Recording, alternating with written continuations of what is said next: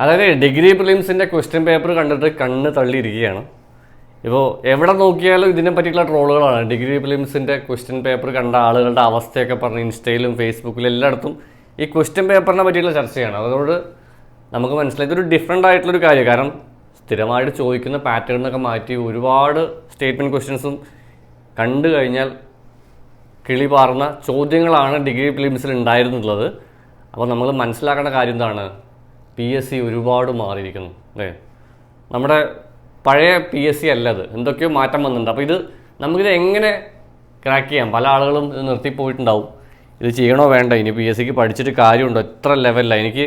ഞാൻ പണ്ട് ബാങ്കിൻ്റെ എക്സാം ഒക്കെ എഴുതിയ സമയത്ത് ഈ ഇംഗ്ലീഷിലെ ക്വസ്റ്റ്യനൊക്കെ കണ്ടപ്പോൾ എനിക്കതാ ഓർമ്മ വന്നത്. ചില ചോദ്യങ്ങളൊക്കെ നോക്കി ഇതിൽ ചോദ്യങ്ങൾ തന്നെ ചില ചോദ്യങ്ങൾ വളരെ രസകരം. നോക്കി, A box is filled with apples 110 kg. ഇതൊക്കെ ഇംഗ്ലീഷിൽ ക്വസ്റ്റ്യൻ കണ്ടപ്പോൾ എനിക്ക് പഴയ ഒരു ഓർമ്മ വന്നു.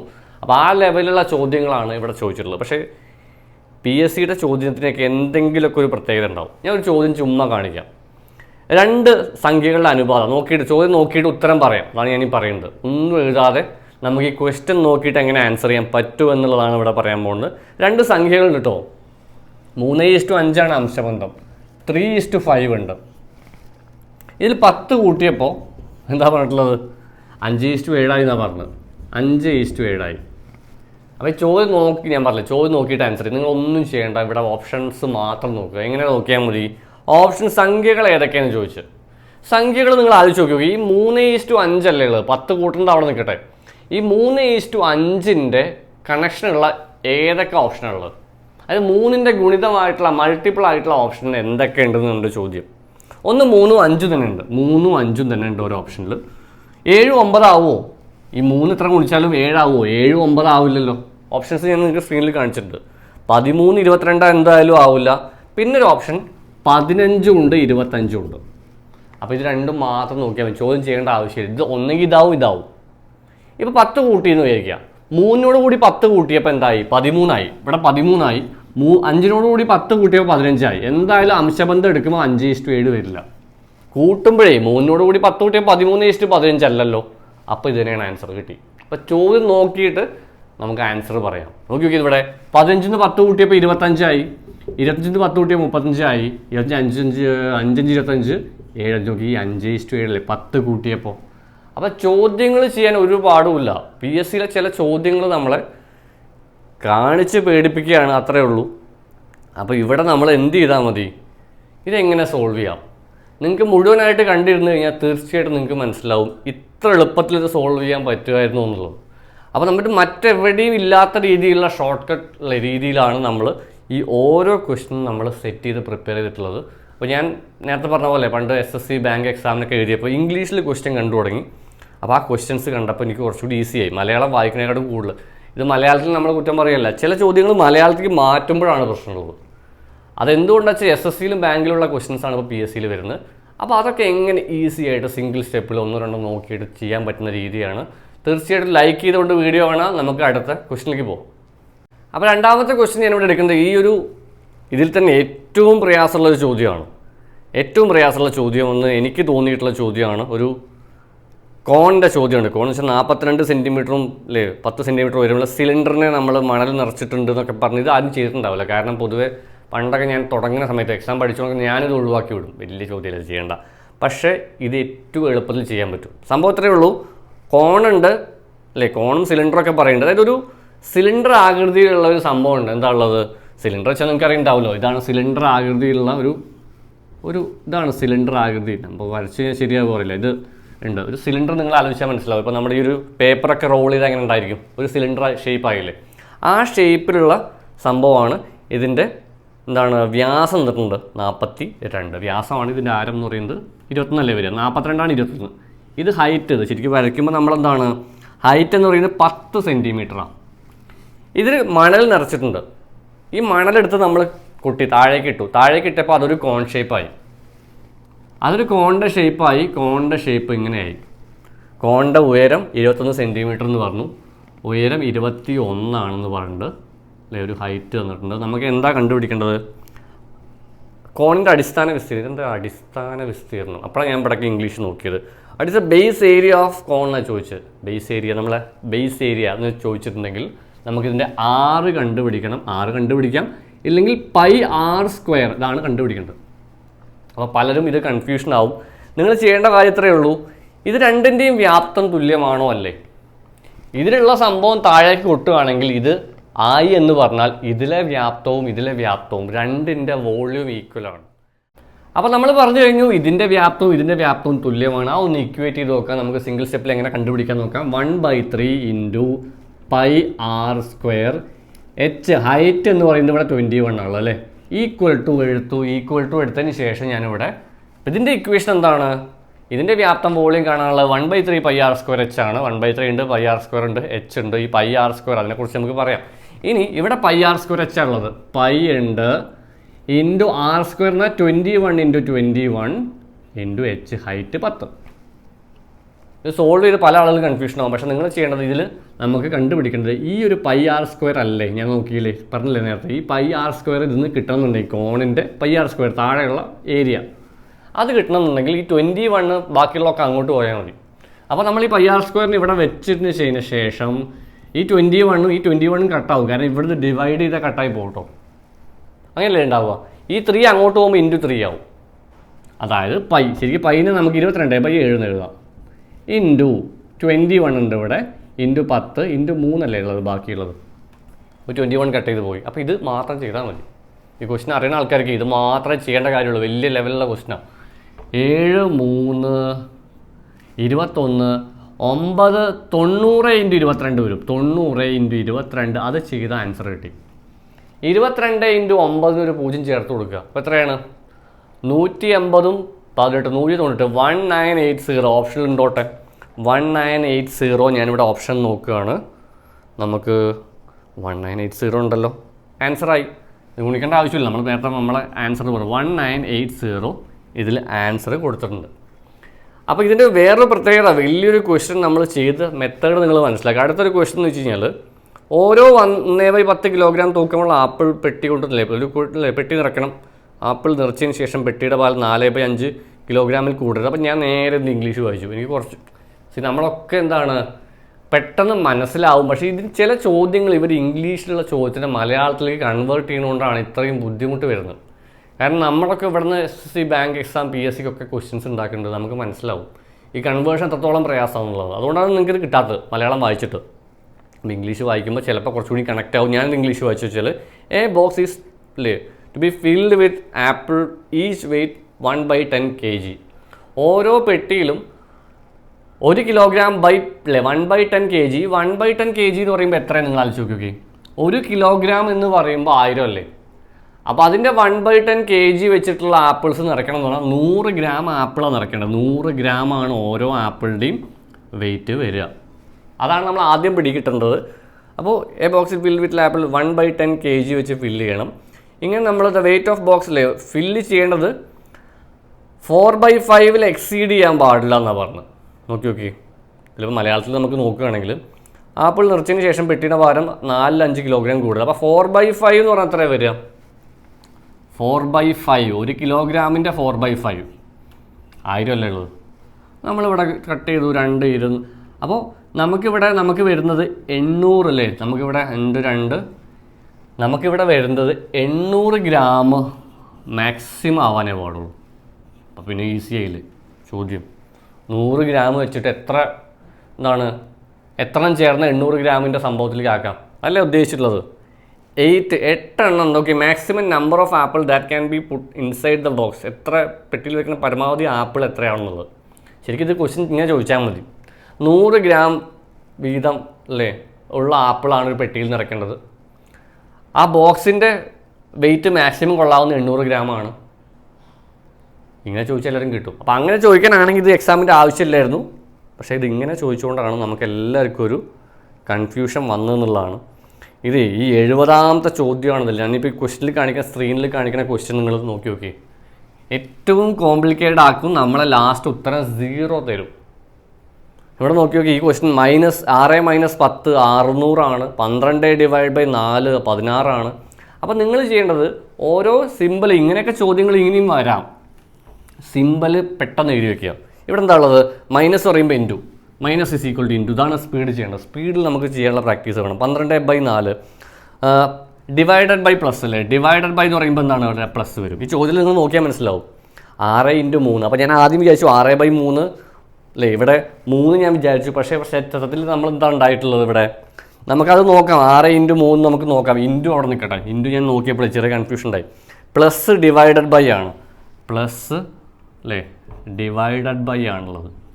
അപ്പോൾ ഇൻറ്റു എന്താ വരിക, മൈനസാണ്. 6 ന്ന് 3 പോയതാണ് ശരിക്കും.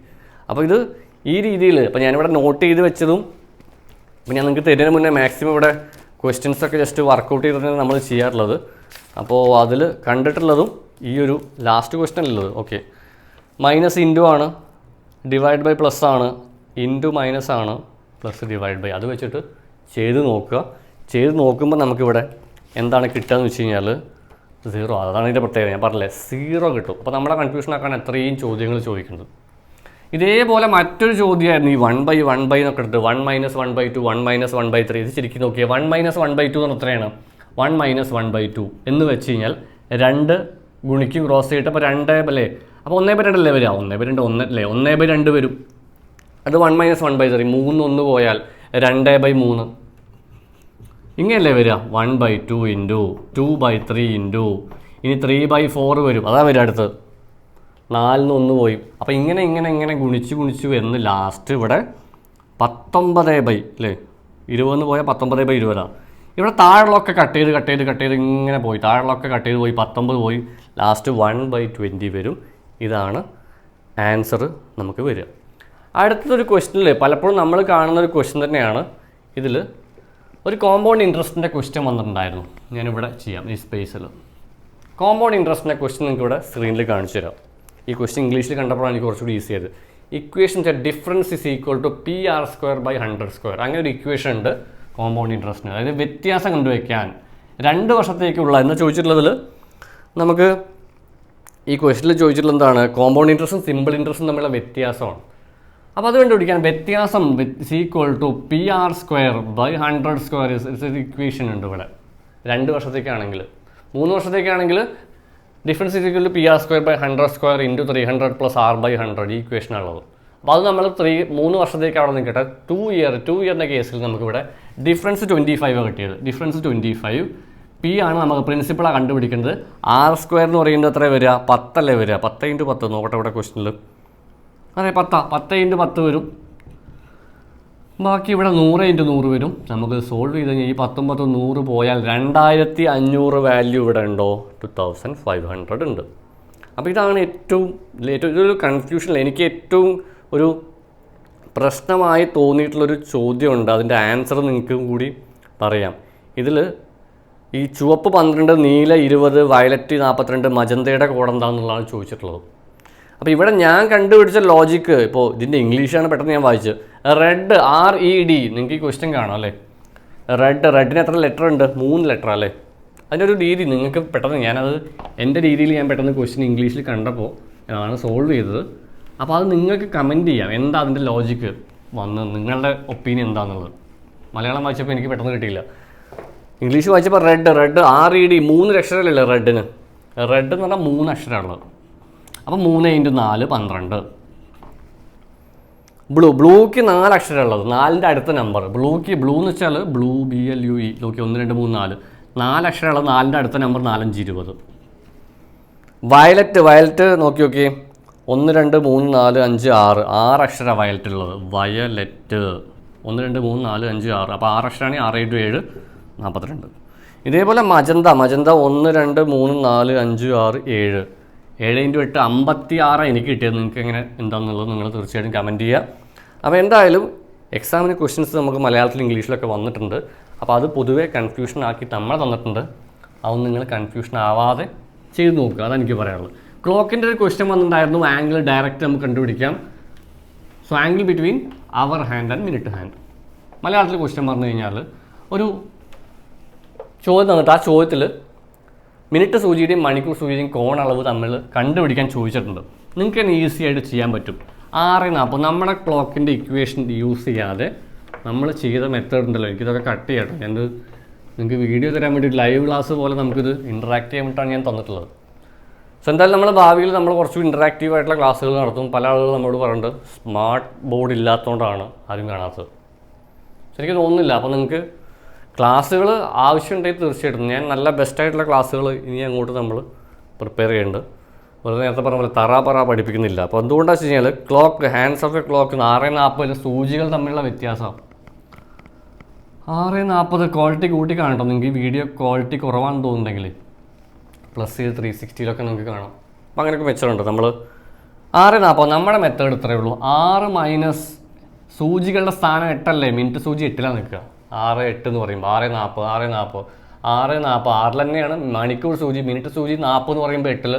ഈ 6-ന്ന് 8 പോയാൽ -2. അപ്പോൾ ഞാൻ -2 × 30 ചെയ്തു. അതെങ്ങനെ ചെയ്തെന്നുള്ളത് എജു ഓൺ ക്ലോക്ക് നമ്മുടെ ക്ലോക്കിൻ്റെ വീഡിയോയുടെ മുന്നേ നമ്മുടെ പേര് ചേർത്ത് കൊടുക്കുക. അപ്പോൾ ചെയ്താൽ കിട്ടും 40 അല്ലേ. ഈ 40ൻ്റെ പകുതി 20. സോ നമുക്ക് -60 -60 + 20 -40. ഞാൻ മൈനസ് ഒഴിവാക്കി 40 എടുത്തു. ആൻസർ അത് തന്നെയാണ്. നിങ്ങൾ 30h - 11/2m ഇങ്ങനെയൊക്കെ നിങ്ങൾക്ക് ചെയ്യാം. പക്ഷേ ഒരുപാട് സമയം നമുക്കിവിടെ എടുക്കുന്നുള്ളതാണ് നിങ്ങൾക്ക് പറയാനുള്ളത്. സോ ഇത് നമ്മൾ ചെയ്ത് കഴിഞ്ഞു. നമുക്ക് ഈ ഒരു തെക്ക് വടക്ക് പോയുള്ള ചോദ്യമല്ലേ, തെക്ക് വടക്ക് പോയി എന്നുള്ള ചോദ്യം ഞാൻ ഓൾറെഡി അത് ചെയ്ത് വെച്ചിട്ടുള്ളതാണ്. അപ്പോൾ ചെയ്യണമെന്ന് എനിക്ക് ഓൾറെഡി ഞാൻ ആ ഒരു ഇമേജ് ഞാൻ വേണമെങ്കിൽ പെട്ടെന്ന് വരച്ചു തരാം. അരുൺ പോയ കേസിലുള്ള ഒരു ചോദ്യമാണ്. ഓൾറെഡി ഞാനിവിടെ സെറ്റ് ചെയ്ത് വരച്ച് വെച്ചിട്ടുണ്ട്. പിന്നെ നിങ്ങൾ നോക്കിയാൽ മതി. ഇങ്ങോട്ട് പോയി താഴേക്ക് വന്നു, ഇങ്ങോട്ട് പോയിട്ട് ഇങ്ങോട്ട് പോയി. ഇതാണ് എൻ്റെ ഒരു മെത്തേഡ്.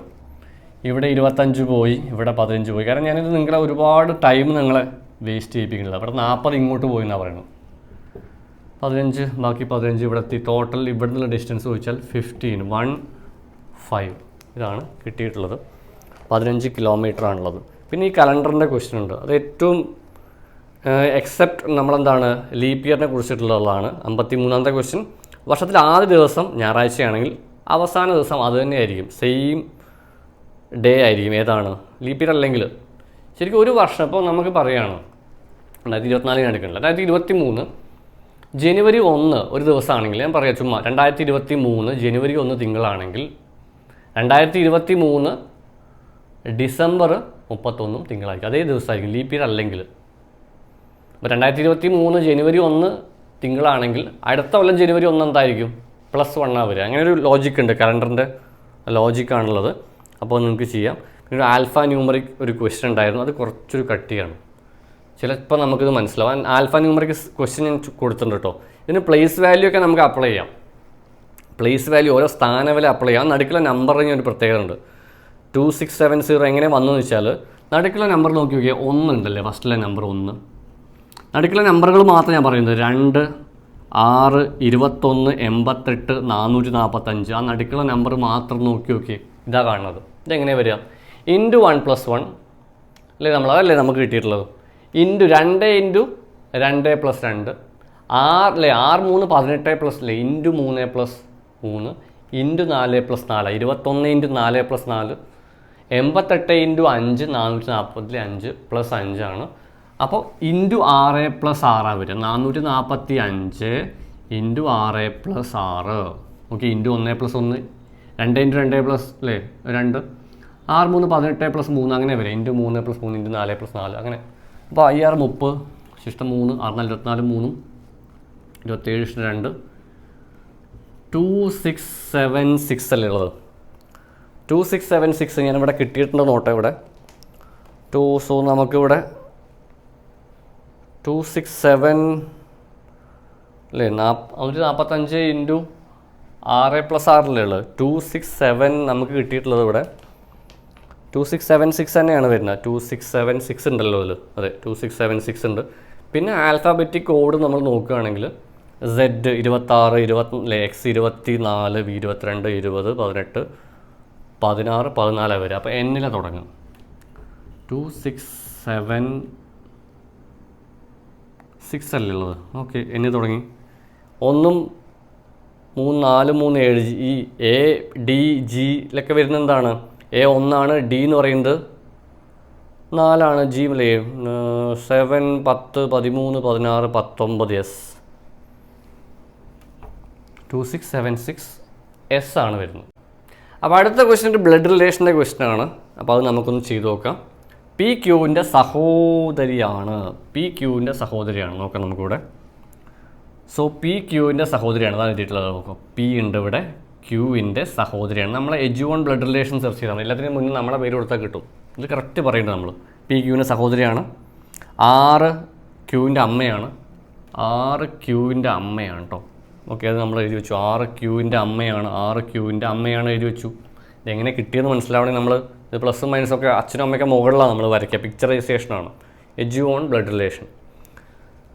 S6ൻ്റെ പിതാവാണ്. S6ൻ്റെ പിതാവാണ്. എസ് പ്ലസ് കൊടുത്തു. പ്ലസ് മെയിലും മൈനസ് ഫീമെയിലും നമ്മൾ കൊടുത്ത്. എസിൻ്റെ അമ്മയാണ് ടി. എസിൻ്റെ അമ്മയാണ് ടി. ചോദിച്ചിട്ടുള്ളത് എസിൻ്റെ എങ്കിൽ പിക്ക് എസുമായുള്ള ബന്ധമെന്ത്? ഈ പിക്ക് എസുമായുള്ള ബന്ധമെന്ത്? ശരിക്കും പി എന്ന് പറയുന്നത് ചെറുമകളാണ്. എസ് എന്ന് പറയുന്നത് മുത്തശ്ശനാണ്. ഇവിടെ രണ്ട് കൂട്ടർക്കും കൺഫ്യൂഷനുള്ളൊരു ക്വസ്റ്റ്യനാണ്. പിക്ക് എസുമായുള്ള ബന്ധമെന്ത്? സോ ഇംഗ്ലീഷിൽ ക്വസ്റ്റ്യൻ അതാണ് അവർ ഉദ്ദേശിച്ചത്. ഇംഗ്ലീഷിലായിരിക്കും. How is P related to S? How is P related to S? ഇംഗ്ലീഷിൽ ഇങ്ങനെ ക്വസ്റ്റ്യൻ വന്ന് നമ്മൾ ബാങ്ക് SSC എക്സാമിനൊക്കെ നമ്മളെന്താണ് how is P related to S അല്ലേ? എസ് എന്ന് ചോദിച്ചാൽ ഇത് നമ്മൾ ഹൂ ഈസ് എന്നുള്ള മീനിങ്ങിൽ വായിക്കാനാണ് നമ്മൾ പഠിപ്പിച്ചിട്ടുള്ളത്. അതാണ് സ്ഥിരമായിട്ട് വന്നിട്ടുള്ളത്. അപ്പോൾ പിയുടെ ആ ഒരു റിലേഷൻ ഇങ്ങോട്ട് താഴേക്കുള്ളതാണ് ചോദിച്ചിട്ടുള്ളത്. അപ്പോൾ ശരിക്കും ഇതിൽ ഗ്രാൻഡ് ഡോട്ടറാണുള്ളത്. പലപ്പോഴും നമ്മൾ പലരും മുത്തശ്ശെന്ന് തെറ്റിദ്ധരിച്ച് വയ്ക്കും. കൊച്ചു മകളാണ് ആൻസർ ഉള്ളത്. അപ്പോൾ ഇത്രയും കാര്യങ്ങളാണ് നമ്മുടെ ഈ ഒരു വീഡിയോയുടെ പാർട്ട് 1. അപ്പോൾ ഞാൻ എന്ത് ചെയ്യണമെന്ന് വെച്ചാൽ നിങ്ങൾക്ക് തീർച്ചയായിട്ടും ഈ വീഡിയോ ഞാൻ ഇത്രയും ഈസിയും ഇൻട്രസ്റ്റിങ്ങും ആയിട്ടാണ് ഈ വീഡിയോ ഈ ഒരു ഇതിലൊക്കെ നമ്മൾ പറഞ്ഞിട്ടുള്ളത്. അപ്പോൾ ഇതിൽ പറയുന്ന കാര്യങ്ങൾ ഒരു ക്വസ്റ്റ്യൻ കൂടി ജസ്റ്റ് വേണമെങ്കിൽ പറഞ്ഞുതരാം. നമ്മുടെ ഹസ്തദാനത്തിൻ്റെ ക്വസ്റ്റ്യൻ 40 പേര് പരസ്പരം ഷെയ്ക്ക് ഹാൻഡ് കൊടുക്കുക. പക്ഷെ ഇവിടെ ഒരാൾ ഒരു പ്രാവശ്യം എന്നാണ് പറഞ്ഞിട്ടുള്ളത്. ആ ക്വസ്റ്റ്യൻ എടുക്കുകയാണെങ്കിൽ നമുക്കിവിടെ കൃത്യമായിട്ട് മനസ്സിലാവും. ഇവിടെ ടോട്ടൽ ഷെയ്ക്ക് ഹാൻഡിൻ്റെ എണ്ണം n/n-1 ആണ്. അപ്പോൾ നമുക്ക് ആ ഷെയ്ക്ക് ഹാൻഡിൻ്റെ എണ്ണം നോക്കി നോക്കാം. ക്വസ്റ്റ്യൻ നമ്പർ നമുക്ക് എടുത്തു നോക്കാം. വിവാഹപ്പാട്ട് 40 സുഹൃത്തുക്കൾ ഒരിക്കൽ മാത്രം പരസ്പരം ഹസ്തദാനം ഷെയ്ക്ക് ഹാൻഡ് കൊടുത്തു അല്ലേ? കൈ കുലുക്കലുടെ എണ്ണം. അപ്പോൾ ഇത് ഇംഗ്ലീഷിൽ നോക്കുകയാണെങ്കിൽ 40 friends marriage shook hands which each other once find the number of shake hand. ഒറ്റ പ്രാവശ്യം ഷെയ്ക്ക് ഹാൻഡ് കൊടുത്തുള്ളൂ. അത് ഒരു പ്രാവശ്യം കൂട്ടുള്ളൂ. അങ്ങോട്ടും ഇങ്ങോട്ടും. ഇപ്പോൾ ഞാൻ തൊട്ടടുത്തിട്ടുള്ള ആളുണ്ട്. അപ്പോൾ ഇതൊന്നേ എടുക്കുകയുള്ളൂ. മറ്റേ 2 എണ്ണം കൂട്ടുമായിരുന്നു. ശരിക്കും ഒരെണ്ണം മാത്രം എടുക്കുകയാണെങ്കിൽ 40 × 39/2 n/n-1/2 ആ രീതിയിലാണ് 40 ആളുണ്ടെങ്കിൽ. അപ്പോൾ ഇത് 20 എടുത്ത് 30/780 780 ആണ് വരിക. ഇതുപോലെ നെക്സ്റ്റ് ഈ കോൺട്രാക്ടർ വർക്ക് ഉണ്ട്. ഈ പ്രോഫിറ്റ് ലോസിൻ്റെ ക്വസ്റ്റനൊക്കെ വളരെ ഈസിയാണ്. ഹോഴ്സ് 6000 രൂപയ്ക്ക് ഒരു വിറ്റു 25%. അതേപോലെ നമുക്ക് ഇനിയും ചർച്ച ചെയ്യാനുള്ള ക്വസ്റ്റ്യൻസ് എന്ന് വെച്ച് കഴിഞ്ഞാൽ ചില ചോദ്യങ്ങളൊക്കെ നമുക്ക് ബാക്കിയുണ്ട് ഈ സീരീസ് അരിത്തമെറ്റിക് സീരീസിൻ്റെ ഒക്കെ. അപ്പോൾ നമ്മൾ ഈ ഒരു വീഡിയോ നിങ്ങൾക്ക് 1000 പേര് ലൈക്ക് ചെയ്യണമെങ്കിൽ തീർച്ചയായിട്ടും നമ്മൾ അടുത്ത പാർട്ട് 2 ഇതിൻ്റെ പാർട്ട് 2 ചെയ്യും. കാരണം നമുക്കൊരുപാട് സമയം എടുക്കുന്നുണ്ട് ഓരോ കാര്യങ്ങൾ ചെയ്യാൻ. അപ്പോൾ ഇത് ഞാൻ ലെങ്ത്തായിട്ട് എനിക്ക് വേണമെങ്കിൽ ഒരു 10, 45, 50 മിനിറ്റ് വീഡിയോ ചെയ്യാം. പക്ഷേ ഞാൻ ചെയ്യുന്നില്ല. കാരണം നിങ്ങൾക്ക് ഇഷ്ടപ്പെടണമെങ്കിൽ തീർച്ചയായിട്ടും നിങ്ങൾ ലൈക്ക് ചെയ്യും.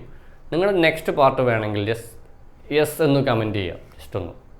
അപ്പോൾ യെസ് എന്നുള്ള കമൻറ്റ് ഒരുപാട് കാണുമ്പോൾ എനിക്കൊരു മോട്ടിവേഷനാണ്. എന്തായാലും അടുത്ത വീഡിയോയിൽ കാണാം. So till then take care.